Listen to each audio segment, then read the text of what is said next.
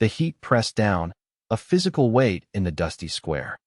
It smelled of sweat, livestock, and the cheap perfume of the women who lined the makeshift stage. Alara stood among them. She felt less like a woman and more like a piece of furniture left out in the rain. Wide-hipped and heavy-footed, she was not built for display. Her father had told her so many times. He stood now beside the auctioneer, Mr. Gable, his face a mask of anxious greed. He would not meet her eyes. He had not met her eyes for a week. The other women were paraded forward, one by one. Their merits were listed in a booming voice that echoed off the brick storefronts. Good teeth, Gable would shout. Strong hands for work, pleasant to look upon. Laughter rippled through the crowd of men gathered below. Alara kept her gaze fixed on a loose thread on the cuff of her drab-brown dress. It was a sturdy dress, made to last. She had sewn it herself. She had sewn everything she owned. Her one concession to vanity, if it could be called that, was clutched in her hands. It was a quilt, or what everyone called a quilt. To Alara, it was a map. For 3 years, she had walked the county. She had followed the dry creek beds in summer and the swollen streams in spring. She had noted the dip and swell of the land, the places where water pooled and where it vanished into the cracked earth. She had talked to old-timers, read forgotten surveyors' notes in the dusty courthouse basement. And she had stitched it all together. Each patch of fabric was a parcel of land, its color indicating the soil type. Each winding blue thread was a waterway, its thickness showing the flow. Hidden beneath the top layer of stitching were numbers and symbols, a code of her own devising, marking depths, seasonal outputs, and forgotten wells. It was the most complex and important thing she had ever made. It was her mind, given form. Her father had called it a foolish waste of time. No man wants a woman who spends her days staring at dirt, he had sneered. He wants a woman who can keep a house and warm a bed. Now, her foolishness was on display. And the last lot. Gable's voice boomed, jarring her. Alara, daughter of John Miller.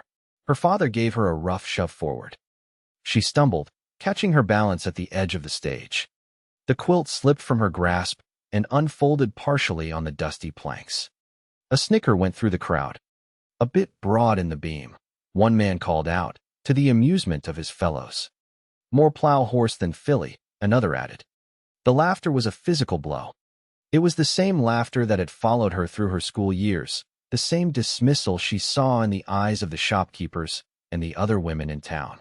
It was the sound of her worthlessness being confirmed again. Gable ignored the comments. He was a businessman. A strong girl, he announced, his voice losing some of its enthusiasm. Hard worker. Can cook and clean. Comes with a quilt. He nudged the fabric with his boot, a gesture of profound contempt. More laughter. What's on it? Pictures of supper, a voice shouted. Alara's face burned. She wanted to shrink, to disappear into the cracks of the wooden stage. But then something else rose in her. A cold, hard anger. She bent, her movements clumsy but deliberate, and picked up her map. She held it up. It's not a quilt, she said. Her voice was low and rough from disuse, but it carried in the sudden, surprised silence. It's a survey, she said, her voice gaining a sliver of strength. Of the water tables. From the Red Creek Basin to the Whisperwood Ridge. A beat of silence. Then the laughter returned, louder and more brutal than before. It was absurd. A fat girl with a patchwork map, claiming the knowledge of engineers and surveyors. A water map, someone howled. Can it find me a beer? Her father's face was purple with rage and shame. He stepped forward, his hand raised as if to strike her. Enough of this foolishness, he hissed. Who'll start the bidding? A pittance for a strong back, that's all I ask. The crowd was still chuckling. No one moved. No one spoke. The silence stretched, thick with humiliation. Alara stood there, holding her map, exposed and utterly alone. This was it. The final proof. She was not just unwanted. She was a joke. A man at the back of the crowd, who had been watching from the shade of the land office awning, shifted his weight. He was weathered, not old, but shaped by sun and wind. His hat was pulled low. He had been looking not at her, but at the quilt. At the map. His gaze was not mocking. It was assessing. It was the way a man looks at a fence that needs mending or a sky that threatens rain. He was calculating. He took a slow step forward, out of the shadows. The crowd parted for him slightly, a gesture of unconscious respect. He stopped at the foot of the stage. He looked past Gable, past her father. His eyes met Alara's for a brief, startling moment. They were the color of a winter sky, clear and serious. Then he looked back at the quilt. He raised a hand, just a slight gesture. "That one," he said. His voice was not loud, but it cut through the dusty air like a cold knife. "That's the one I want." Gable blinked, stunned. "The girl?" "No," the man said, his gaze unwavering on the fabric in her hands. "The map. But I'll take the girl it comes with." He named a price. It was not a pittance. It was a shocking, respectable sum. Enough to clear her father's debts, and then some. A collective gasp went through the crowd. Her father's jaw dropped. Greed warred with confusion on his face, and greed won. "Sold," he yelped, before Gable could even process the bid. "Sold to Silas Blackwood." The name registered with a low murmur. Blackwood, the rancher from the high country, the one who was struggling, the one they said was land poor and proud. Silas Blackwood looked at Alara. He did not smile. He simply nodded, a short, sharp gesture of finality. "Get your things," he said. It was not a request. It was a statement of fact. Alara clutched her map to her chest, her knuckles white. She had been bought. Like a sack of grain. Like a broodmare. The laughter had stopped, replaced by stunned, whispering curiosity. But for Alara, the silence was just as loud. She followed him down the steps of the stage, her legs numb. She did not look back at her father, who was already eagerly counting the money. She did not look at the faces of the townspeople. She looked at the ground. She followed the worn heels of Silas Blackwood's boots. He led her not to a wagon, but to a small, dusty alley between the smithy and the mercantile. The noise of the square faded, replaced by the clang of a distant hammer and the smell of coal smoke. He stopped and turned to her. "He's gone," he said. She looked up, confused.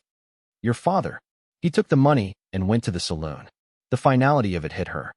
She was no longer her father's burden. She was this man's property. The anger from the stage had cooled into a hard, dense stone of despair in her stomach. Her eyes burned. She would not cry. She would not cry in front of him. She turned her face away, toward the rough brick wall of the smithy. The tears came anyway. They were not loud, wrenching sobs. They were silent, hot tears of a humiliation so profound it felt like a physical wound. Years of being overlooked, of being measured and found wanting, of biting her tongue and swallowing her thoughts, all came pouring out. She wept for the girl who was mocked in the schoolyard. She wept for the young woman who was never asked to dance. She wept for the daughter whose own father sold her for the price of his failures. Through the blur of her tears, she saw her own reflection in a grimy window pane. A large, plain woman crying in an alley. Pathetic. She scrubbed at her face with the back of her hand, a fierce, angry motion. Enough. She took a deep, shuddering breath. And she made a vow. It was a promise forged in the heat of that shame.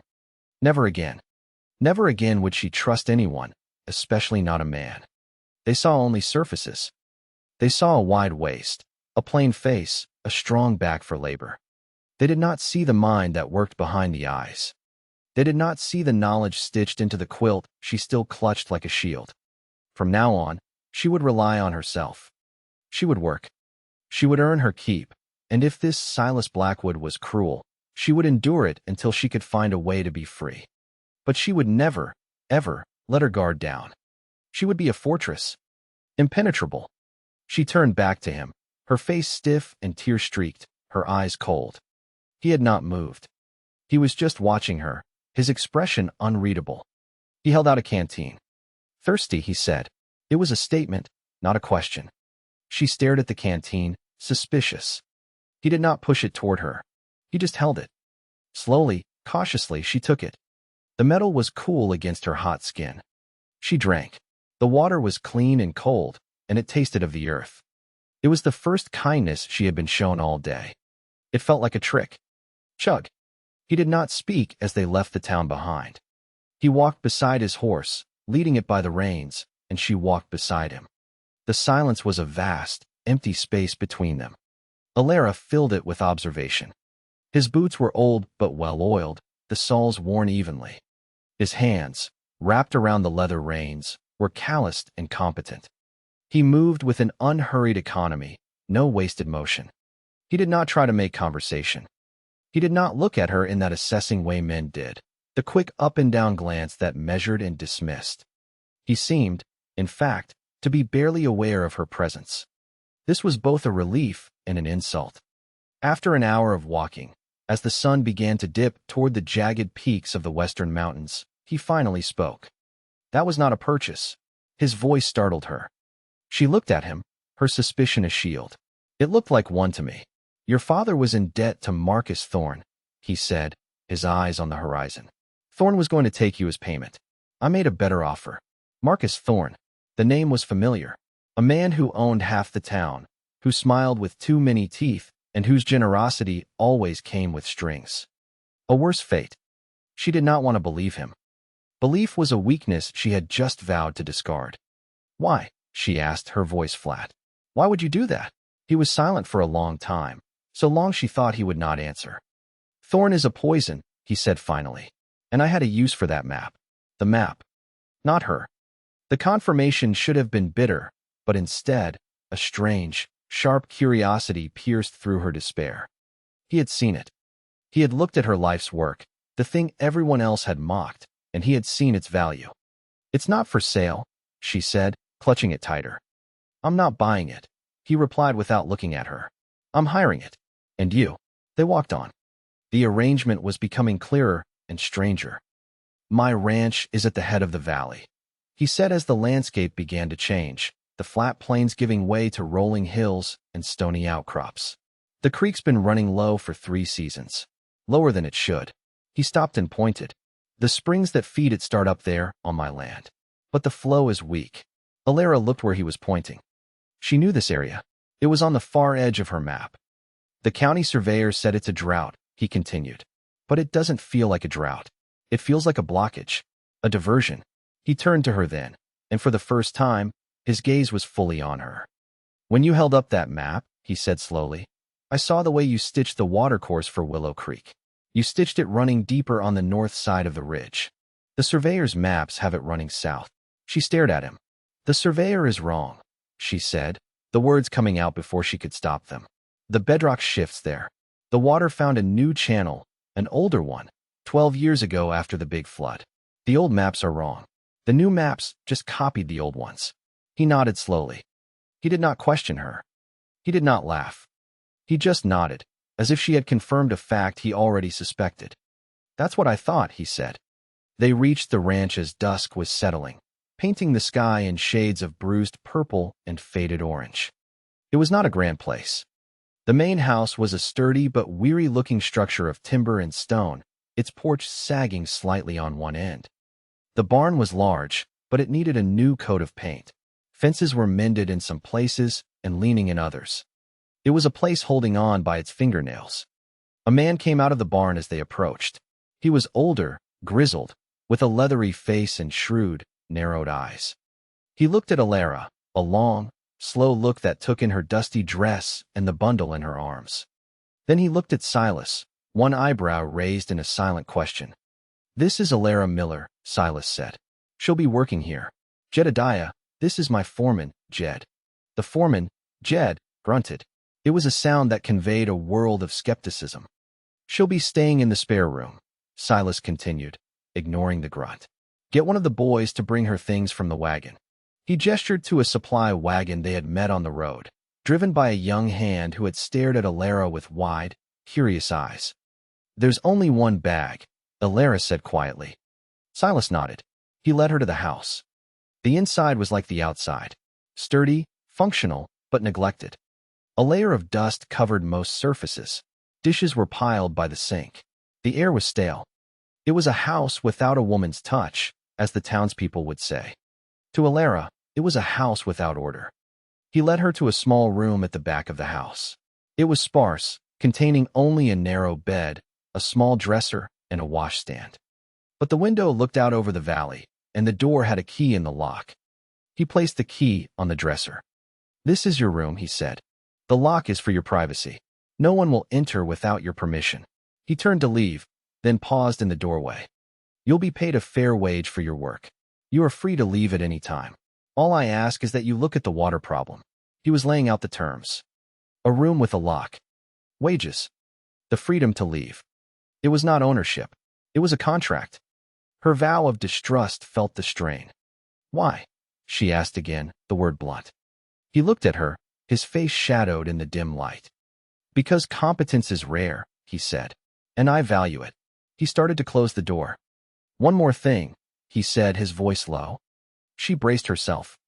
"Are you hungry?" The question was so simple, so direct. It was not about her size or her appetite. It was a question about a basic human need. She had not eaten since the morning, a piece of dry bread she had choked down in her room. Shame and anxiety had scoured all hunger from her.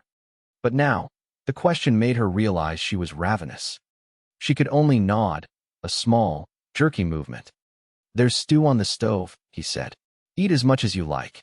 No one will bother you." He closed the door. She heard his footsteps retreat down the hall. She stood alone in the quiet room, the key a heavy, solid weight on the dresser. She went to the door and turned the key. The click of the lock was a sound of profound, unbelievable safety. Then she went to the kitchen. The stew was thick with beef and root vegetables. A fresh loaf of bread sat beside it on the counter. She ladled a bowl full, her hands shaking slightly. She did not sit at the large, empty table. She took the bowl back to her room, locked the door, and sat on the edge of the bed. Section, and she ate.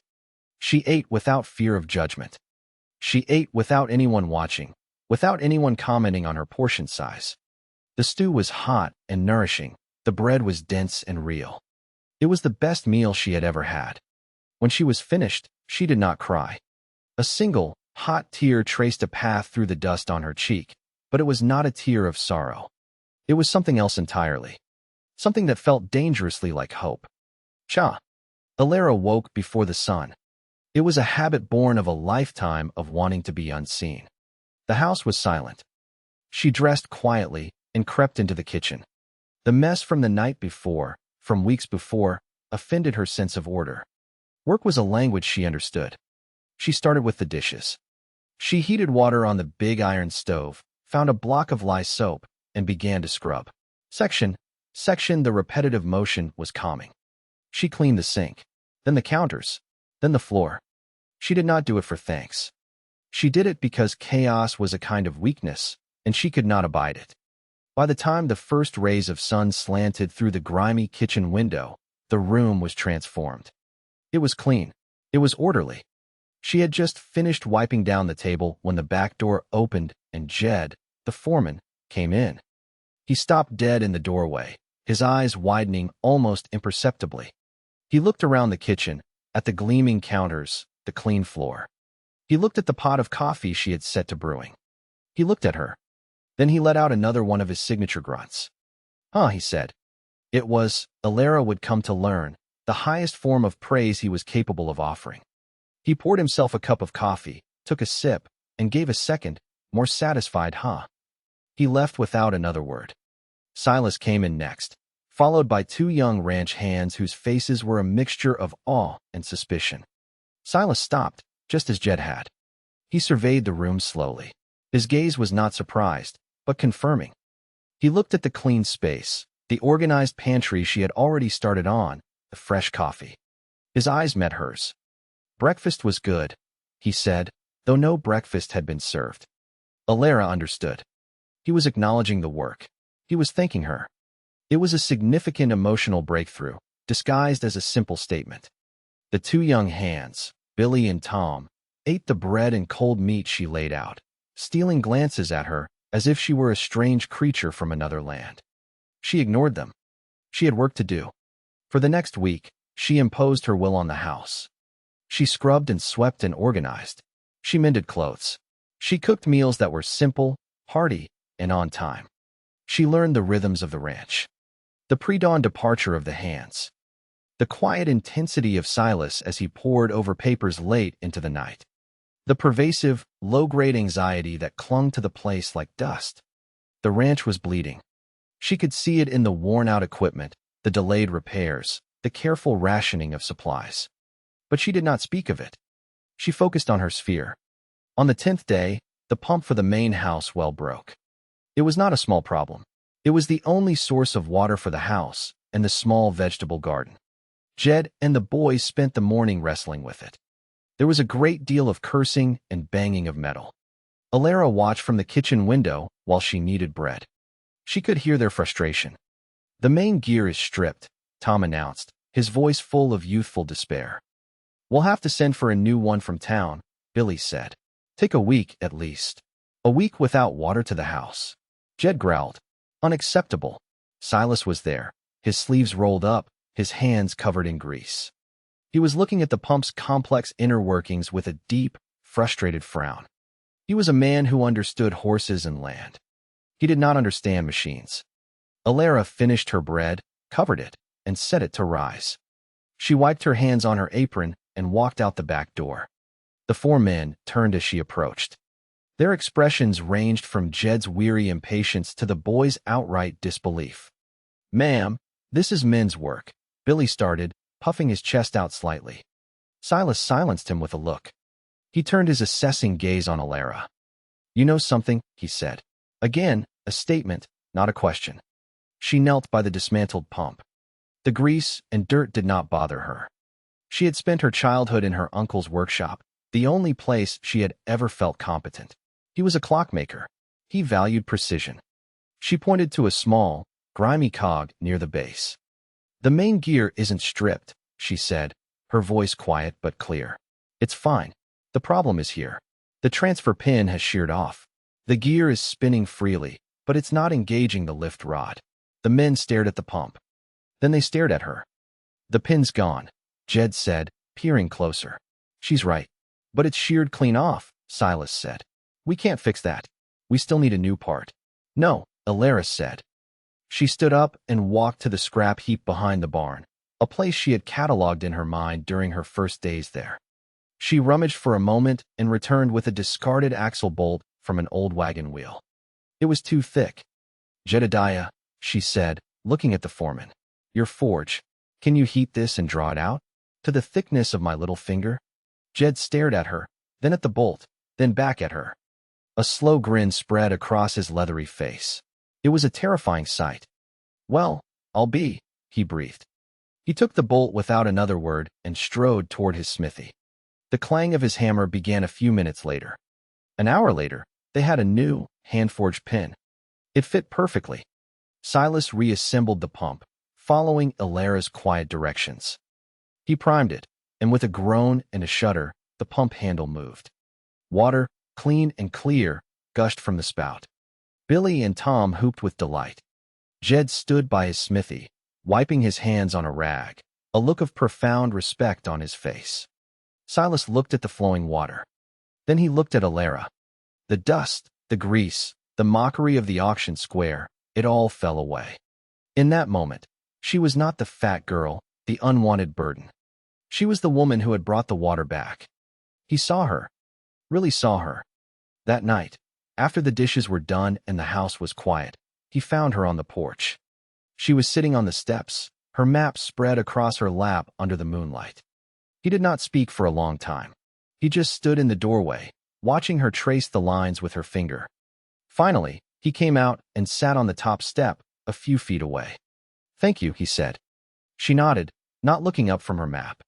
"The pump," he said. "My father was a rancher. His father before him. We know the land. We don't know machines. My uncle was a clockmaker," she said quietly. "He taught me about gears, about how small things have to work together perfectly, or the whole system fails." It was the most she had ever shared about herself. He was silent, absorbing this. "You see systems," he said. She looked up. "Yes, in machines. And in the land." He gestured to the map on her lap. "Yes," she said again. He looked out at the dark valley, at the vast, silent expanse of his struggling ranch. He looked back at her, at the woman who had fixed his pump with a piece of scrap metal and who held a map that contradicted every official survey. A new kind of hope, sharper and more focused than the vague optimism he usually clung to, began to form in his mind. "What else can you do?" he asked. The question hung in the cool night air. It was not a challenge. It was an invitation. WG. The next evening, he laid the ranch's ledgers on the clean kitchen table. There were 3 of them, bound in cracked leather, their pages filled with the spidery script of his father and his own, more blockish hand. "This is the real problem," he said, his voice low. "Not the pump. This." He looked tired. The weight of his inheritance was etched in the lines around his eyes. "We're losing money. I sell more cattle every year, but I end up with less. The bank holds the note. Mr. Thorne, he sits on the board of the bank. Marcus Thorne." The name again. "I've gone over these 100 times," Silas said, rubbing his face. "I can't find the leak. It's like the ranch is cursed." Alara looked at the books. They were another kind of system. A system of numbers and transactions, inputs and outputs. "May I?" she asked. He pushed the books toward her. For the next 3 nights, Alara worked. The ranch slept, but she sat at the kitchen table, a single lamp casting a golden circle of light, and she dove into the numbers. At first, everything seemed normal. Entries for feed, for veterinary services, for fence wire, for wages. It was all there, recorded meticulously. But she was not looking for what was there. She was looking for what was not. She started with the oldest ledger, her uncle's voice in her head. "Look for the pattern. Everything has a pattern." She began to make her own notes on scrap paper.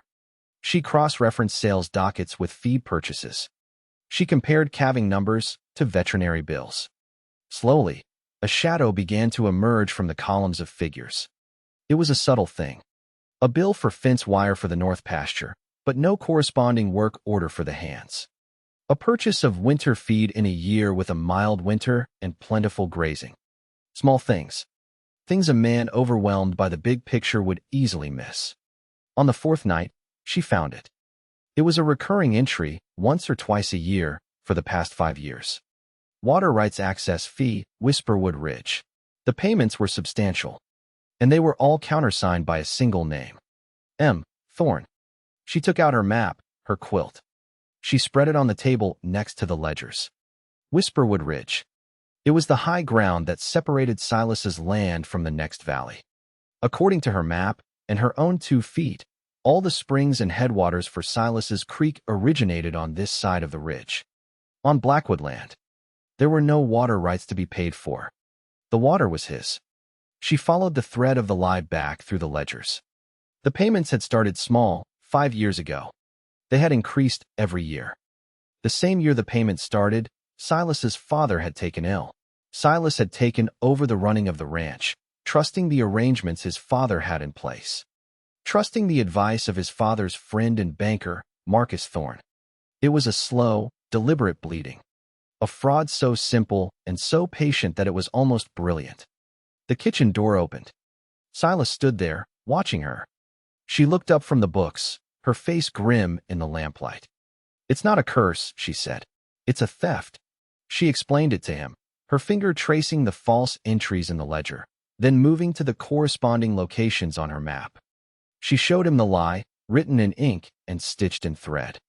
He listened without interruption, his face growing harder and colder with every word. The weariness was replaced by a slow-burning rage. When she finished, he was silent. He walked to the window and stared out at the dark land that was being stolen from him, drop by drop, dollar by dollar. "Thorne," he said, the name a piece of grit in his mouth. "He was my father's friend. He advised me. He said these fees were old, from a dispute my grandfather lost." He slammed his fist into the wooden frame of the window. The sound cracked through the quiet house. "I'll kill him," he said, his voice a low growl. "No," Alara said, her voice sharp. He turned to her, his eyes blazing. "He has been robbing me for 5 years. He smiled at me in town last week and asked how the ranch was holding up. And if you ride into town and confront him, what will happen?" she asked, her tone maddeningly calm. "He is a respected man. You are a struggling rancher. It will be your word against his. You will look like a fool, or a madman. He has my money. And he has the bank," she countered. "He can call in your note. He can ruin you with a single signature. Is that what you want?" to lose everything out of pride. His anger seemed to drain out of him, replaced by a cold, bleak understanding. She was right. He was trapped. He sank into a chair at the table, the fight gone from him. Then what? He asked, his voice hollow. What do I do? Alara looked at the ledgers, at her map. She looked at this proud, honest man, brought to his knees by a snake in the grass. And the vow she had made in that alley, the vow to never trust, to never care, felt like a distant memory. She was already involved. His fight had become her fight. You do nothing, she said. For now, you act as if you suspect nothing, and you let me keep digging. A carriage rattled up the drive the next afternoon. It was a fine, polished thing, pulled by two perfectly matched gray horses. It was a carriage that dripped with money and influence. Marcus Thorne had come to call. He stepped down, a handsome man in a tailored suit, his silver hair gleaming in the sun. He smiled his predatory smile. Silas, my boy, he boomed, striding toward the porch where Silas was standing, his posture rigid. Just in the area, thought I'd stop by and see how you're faring. His eyes flickered past Silas, to the open doorway of the house. Alara was there, wiping her hands on her apron. Thorne's eyes swept over her, a flicker of recognition, followed by contemptuous amusement. Well, he said, his voice oozing condescension. I see you've acquired some domestic help. I remember her from Gable's little market. A sturdy specimen, if a bit rustic. He was marking his territory. He was reminding Silas of her shameful origins, reminding them both of the power dynamic. He, Thorne, was the man of influence. They were the struggling rancher and his fat housekeeper. Silas's hands clenched into fists. Alara saw the muscle jump in his jaw. She gave a tiny, almost imperceptible shake of her head. Not now. Not yet. Silas took a breath, mastering himself. Alara Miller is my bookkeeper, Marcus, he said, his voice dangerously level, and a consultant on land management. Thorne's smile faltered for a fraction of a second. Bookkeeper? Land management. The idea was as absurd as her map of water tables. He laughed, a rich, patronizing sound. Is that what they're calling it these days? He said, with a wink at Silas. Clever girl. Always good to find a new skill. He had identified her as a variable. An insignificant one, in his mind. A weakness to be exploited, not a threat to be considered. It was the mistake that would be his undoing. He turned his attention back to Silas, clapping him on the shoulder. Times are tough, I know. The bank board is getting nervous about your loan. But don't you worry. I'm in your corner. We'll see you through. The lie was so smooth, so practiced. Alara met Thorne's eyes over Silas's shoulder. She did not look away. She let him see the cold, clear intelligence in her gaze. She let him see that she was not intimidated. For a fleeting moment, a sliver of genuine unease crossed his handsome face. Then it was gone, replaced by his confident smirk. He had underestimated her. They all did. That was her greatest weapon. Cha. We fight him with paper, Alara said that night. The kitchen had become their war room. The map and the ledgers were their weapons. He is a man of paper. Contracts, deeds, loans. He builds his power with ink. We have to dismantle it the same way. Silas paced the floor, a caged animal. The rage was still in him, but now it was tempered by her logic. He thinks I'm a simple rancher, Silas growled. He's right. I know cattle and weather. I don't know this world of lies and fine print. But I do, Alara said. He stopped pacing and looked at her. This is a system, she explained, tapping the ledger. Like a clock. Every gear has to mesh. Thorne has added a gear that doesn't belong. It's grinding the whole machine down. We have to prove it's there. We need more than just these ledgers. We need proof of where the money went. The shift had happened. It was no longer his problem that she was helping with. It was theirs. Silas said, tasting the word. He looked at her, a strange expression on his face. Gratitude, and something more. Oh, what do we do? You keep acting defeated, she said. You let him think you're on the verge of breaking. You let him think I am just a cook, and I will go to the county records office. Her plan was simple.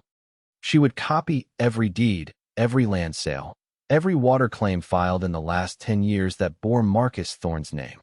She would build a second map, a map of his greed. The next day, Silas drove her to town. He left her at the courthouse, a silent squeeze of her arm his only communication. It said everything. Be careful. I trust you. The townspeople watched her pass. The whispers followed her up the courthouse steps. The fat girl from the auction, now playing Lady of the Manor for the fool Blackwood. She ignored them. Their judgment was a language she no longer needed to understand. The records clerk, a man with a sour face and ink-stained fingers, looked at her with disdain. The public records are for official business, he sniffed. This is official business, she said, her voice calm and firm. She spent the next week in that dusty room, poring over brittle papers and faded ink. She copied everything. And the pattern emerged, just as she knew it would. The money bled from the Blackwood Ranch was not just lining Thorne's pockets. It was being used to buy up land. Specifically, land downstream from Silas's ranch. Land that was becoming cheaper and cheaper as the creek ran dry. Thorne wasn't just stealing from Silas. He was deliberately devaluing the entire valley so he could buy it for pennies on the dollar. And the centerpiece of his plan was a small, overlooked parcel of land right on the border of Silas's property. Land that contained, according to her map, a series of old, forgotten sinkholes. Sinkholes that could be used to divert a creek. She had her proof. Thorne must have sensed the shift. His attacks became more direct. The rumors in town intensified. Now Alara was not just a housekeeper. She was a witch who had ensnared Silas Blackwood.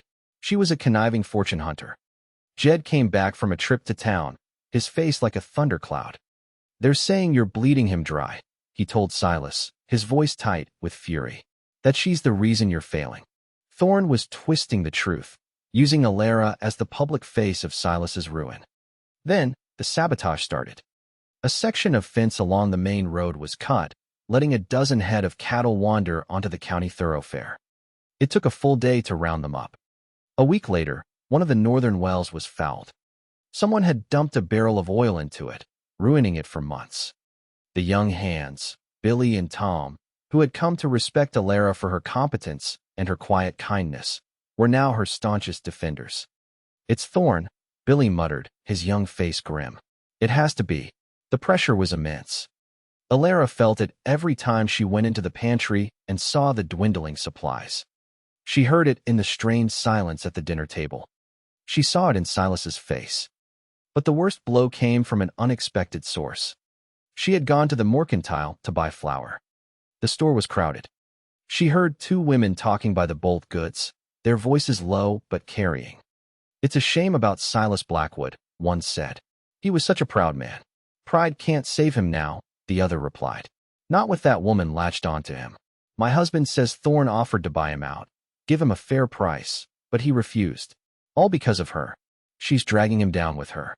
He'd be better off if she just disappeared. The words were like stones. They hit the deepest, most tender part of her. The old belief. The belief that she was a burden. A curse. She had thought herself free of it, but it was still there, buried deep.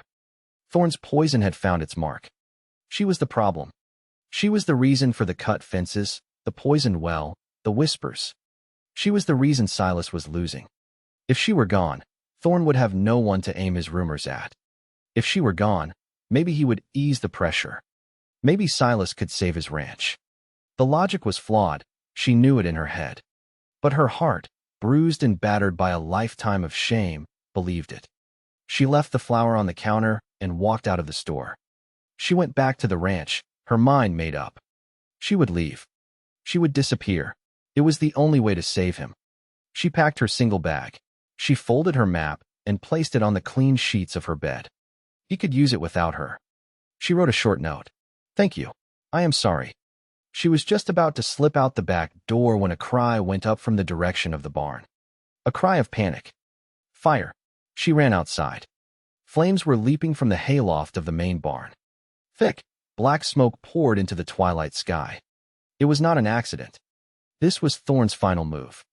Silas and Jed were already running toward the blaze, shouting for buckets. Billy came sprinting from the bunkhouse, his face pale with terror. Tom's still in there, he screamed. He went up to the loft to check on the sick mare. Alara's blood ran cold. The hayloft was an inferno. Silas did not hesitate. He grabbed a wet sack from the water trough and, without a word, ran into the burning barn. Into the mouth of hell. Jed tried to stop him. Silas, no? It's a death trap. But he was gone. Alara stood frozen, her packed bag forgotten in her hand. The barn held the last of their winter hay, their most valuable equipment, the seed for next year's planting. It held the future of the ranch. And Silas had run into it, not to save his assets, but to save a life. The choice was so clear, so absolute. He chose people over property. He chose kindness over calculation. And in that moment, watching the flames devour his livelihood, Alara's last shred of doubt burned away. Her decision to leave was not an act of sacrifice. It was an act of cowardice. She was not the cause of his problems. She was the solution. She dropped her bag in the dust. She ran to the house, her mind racing, calculating, seeing the system. She grabbed the ledgers, her notes from the courthouse, her map. Silas was fighting the fire. She would fight the man who started it. Just as she was gathering the papers, a figure emerged from the smoke, half carrying, half dragging another. It was Silas. He had Tom. The boy was coughing, soot-stained, but alive. Silas stumbled to his knees, his own face blackened, his shirt singed. He had done it. He had saved the boy. He looked up and saw Alara standing on the porch, her arms full of papers, her bag lying in the dirt nearby. His eyes narrowed, taking in the scene. The packed bag, the look on her face. He understood instantly. He got to his feet and strode toward her, his face a mask of fury and something else. Something that looked like hurt. You were leaving, he said, his voice raw from the smoke.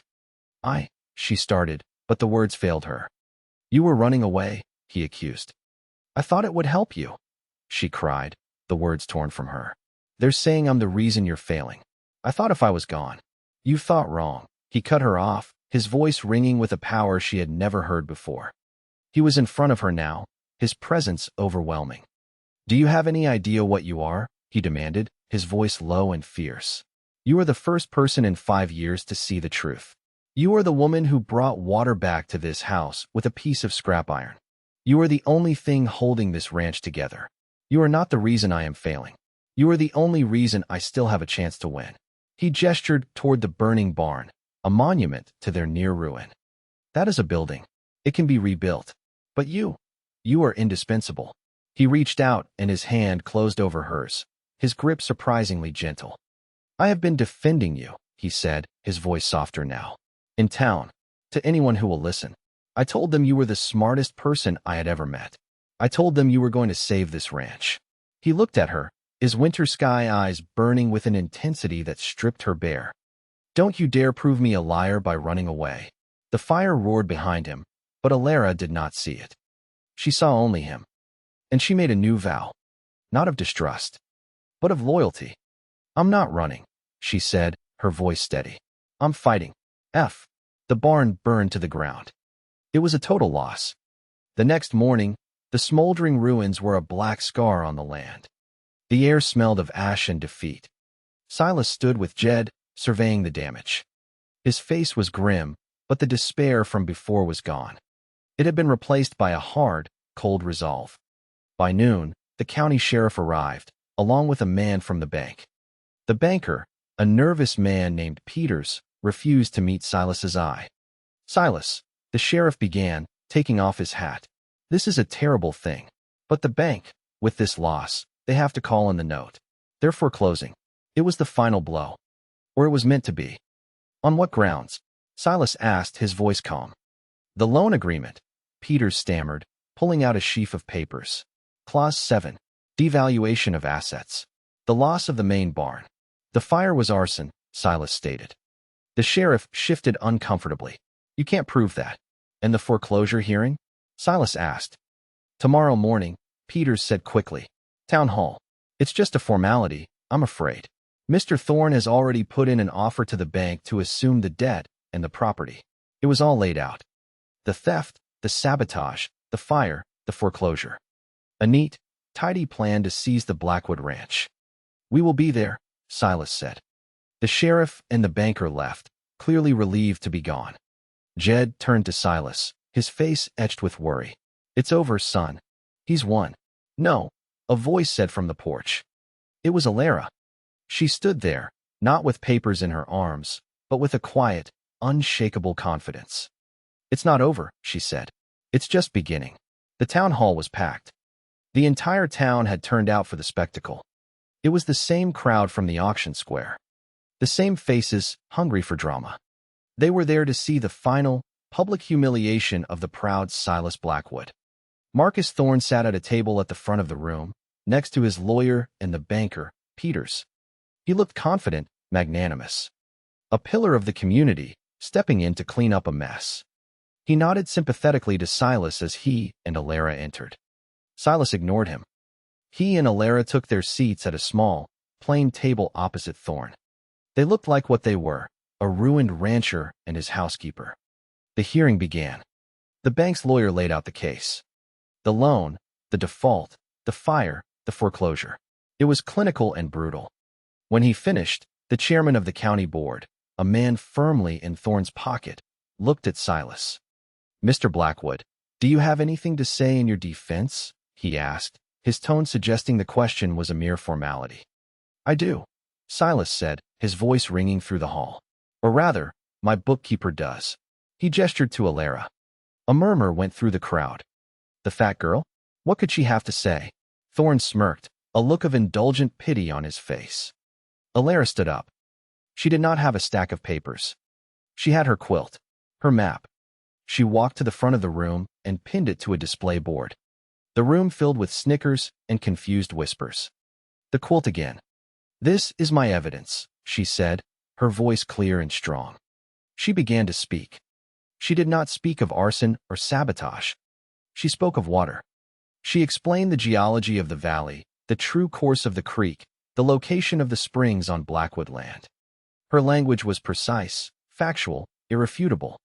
She was not a hysterical woman. She was an expert. The snickering died down, replaced by a grudging attention. For 5 years, she said, turning to the ledger she had placed on the chairman's desk, the Blackwood Ranch has been paying a water rights access fee to Mr. Thorne. She pointed to the map. These fees were for access to water that already belonged to the Blackwood Ranch. It was theft, disguised as a business expense. Thorne's lawyer jumped to his feet. Objection. This is